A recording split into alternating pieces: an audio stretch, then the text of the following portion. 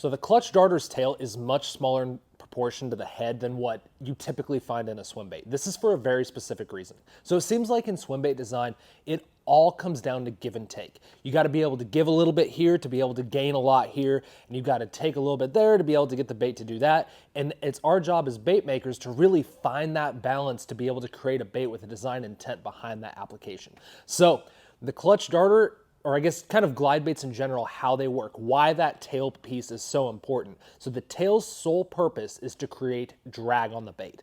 Drag allows the bait to cut the corner and to be able to turn. It's the head's job to provide the momentum to shoot that bait through the water, while the tail just allows that drag.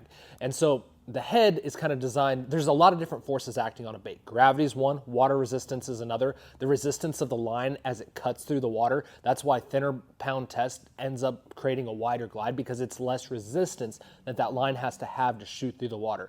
So all these outside forces make a huge difference when it comes to bait design, and it should be something that's factored into it. Now the tail, as far as drag is concerned, it allows it to cut the corner and allows the head to take over and shoot out the other way.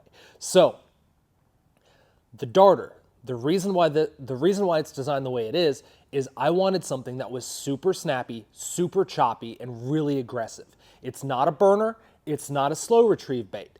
And the reason why I could make it a slow retrieve bait, I could make it a burner super easy. All I need to do is increase the drag on the tail to be able to make it that way. But the problem is it takes away from the choppiness. So you want as little, for the super choppy baits, you want as little of drag as possible on the tail, as little as you can get away with, while maintaining the momentum that the head has where it is. So the head's got to be nice and balanced. It's got to weigh a lot more in proportion to the tail, and that allows it to shoot out a lot more.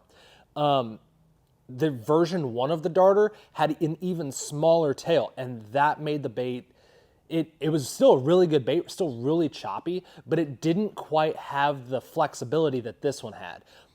The way the bait is now, if I added anything else into the tail to be able to provide extra drag, the bait would it would lose that really choppy, quick responsiveness that I really wanted with this bait. That's the sole design intent behind the bait, is to be able to be that really quick, choppy style bait, and it just takes away from that. So that's kind of a behind the scenes curtain. Everything about this bait is like designed for a very specific purpose. We've talked about the material lamination process a lot before, but yeah, that tail super short to provide just enough drag to be able to get the bait to do what it needs to do, while the head's designed in a way to really give that thing momentum and be able to shoot really, really wide, really aggressively. So that's kind of the little design intent behind the scenes thing about why the clutch darter is what it is.